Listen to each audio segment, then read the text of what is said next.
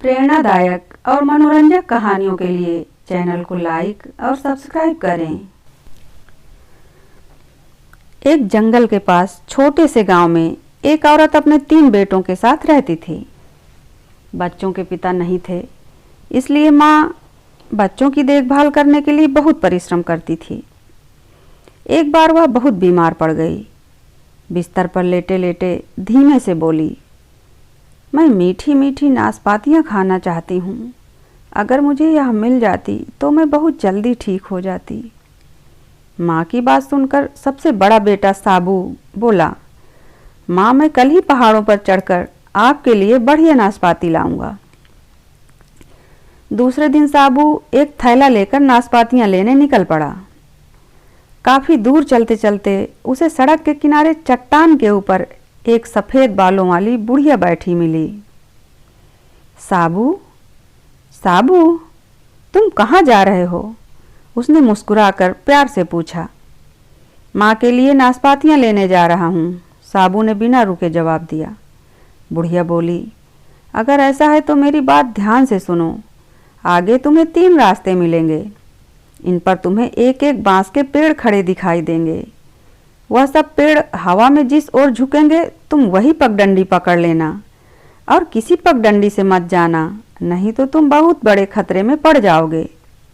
बुढ़िया ने सावधान किया। हाँ हाँ, मैं सब जानता हूँ, साबू ने बुढ़िया की बताई बात अनसुनी करके चलते चलते कहा। कुछ देर बाद वह उसी जगह पर पहुँच गया जहाँ 3 बांस के पेड़ हवा में झूम रहे थे। लेकिन वह सीधे रास्ते पर ही चला गया और चलते चलते एक छोटे से तालाब के पास पहुंचा। तालाब में हल्की हल्की लहरें उठ रही थी। तालाब के किनारे पर खड़े एक ऊंचे नाशपाती के पेड़ पर बड़े बड़े फलों से लदी शाखा तालाब के ऊपर छाई हुई थी। कितनी बढ़िया नाशपाती है, साबू खुशी से उछलकर चिल्लाया। अब माँ के लिए ढेर सारी तोड़ लूँगा, माँ कितनी खुश होगी। वाह! पेड़ पर साबू धीरे धीरे उसी शाखा पर चढ़ने लगा जो फलों से लदी तालाब के ऊपर झुकी हुई थी।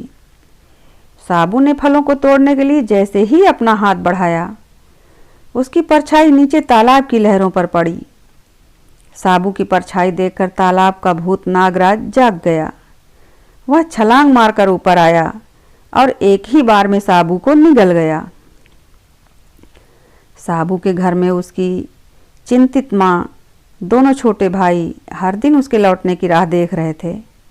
जब वह 2-3 दिन तक नहीं लौटा तो दूसरे भाई टाबू ने कहा, इस बार मैं आपके लिए नाशपातियाँ लेने जाऊंगा। वह सुबह सुबह उसी पहाड़ी सड़क पर चढ़ता चला गया और टाबू ने भी सफ़ेद बालों वाली बुढ़िया की बताई बातों पर ध्यान नहीं दिया और उसने भी वही पगडंडी पकड़ी जिस पर साबू गया था। वह भी उसी तालाब के किनारे पहुंचा जहां ऊंचा नाशपाती का पेड़ था। जल्दी से पेड़ पर चढ़कर वह भी पेड़ की शाखा पर रेंगते रेंगते चला जो फलों से लदी तालाब के ऊपर थी। भूत नागराज ने टाबू की पानी पर पड़ती परछाई देख ली।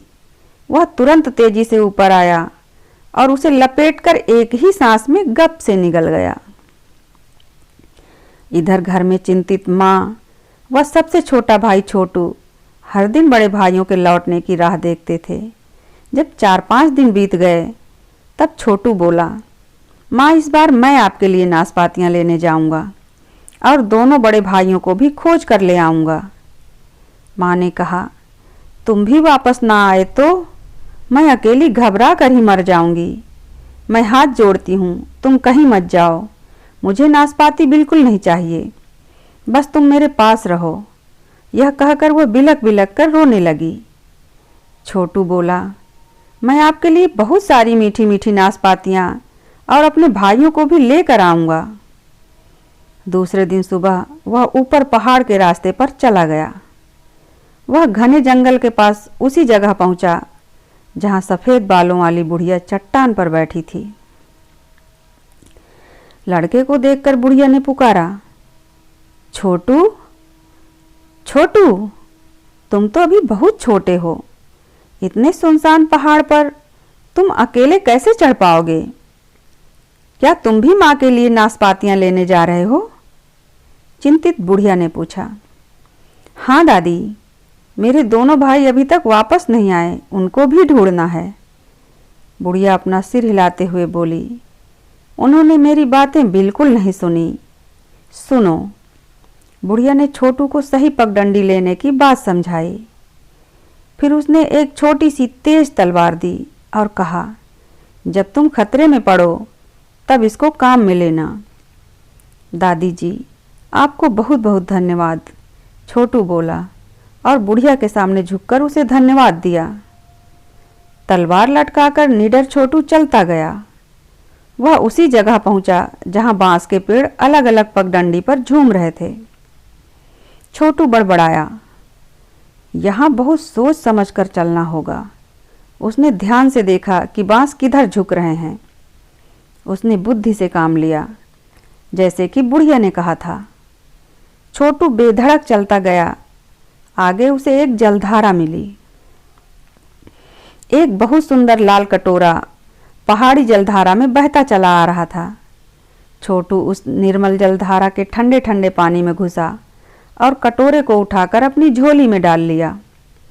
आखिर वह भी उसी तालाब के किनारे पहुंच गया जहां मीठे मीठे फलों से लदी नाशपाती तालाब के ऊपर झुकी हुई थी। एकाएक पेड़ की पत्तियां हवा में झूमती झूमती धीमे धीमे गाने लगी। पूर्व दिशा से मत चढ़ो, पश्चिम दिशा से मत चढ़ो, उत्तर दिशा से मत चढ़ो, दक्षिण दिशा से चढ़ते चलो। धन्यवाद सुंदर पेड़, आप मेरी बहुत मदद कर रहे हो, छोटू प्रसन्न होकर बोला। अब मैं केवल दक्षिण दिशा से ही पेड़ पर चढ़ूंगा।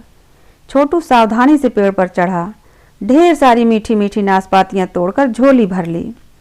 फिर खुशी खुशी नीचे उतरने लगा, मगर गलती से उसका पैर पेड़ की उसी शाखा पर पड़ गया जो पश्चिम दिशा की ओर तालाब के ऊपर झुकी हुई थी।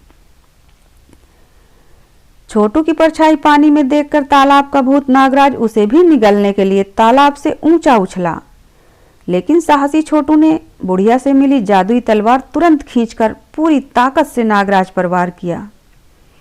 वह घायल नागराज देखते देखते तालाब के किनारे की चट्टानों के बीच इधर उधर छिपने को भागने लगा। छोटू ने वहां भी उसका पीछा नहीं छोड़ा। उसने अपनी तेज जादुई तलवार से उस पर कई वार किए। घायल नागराज तड़प तड़प कर चक्कर खाकर गिरकर मर गया। तभी उसे धीमी धीमी आवाज सुनाई पड़ी। छोटू ने अचंभे से इधर उधर चारों ओर देखा, लेकिन कोई भी नहीं दिखाई दिया। अचानक उसने देखा कि मरे हुए नागराज के पेट का हिस्सा इधर उधर सरक रहा है। छोटू ने तुरंत अपनी तलवार से नागराज का पेट चीर फाड़ डाला। उसके दोनों बड़े भाई डरते कांपते धीरे धीरे सरकते पेट से बाहर निकल आए। तीनों बहुत खुश हो गए।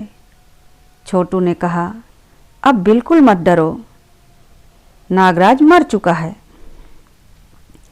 फिर छोटू ने पहाड़ी जलधारा से उठाया हुआ लाल कटोरा झोले से निकाला। उसमें तालाब का स्वच्छ पानी भरा और दोनों भाइयों को पिलाया। दोनों ने उसी तालाब में स्नान किया।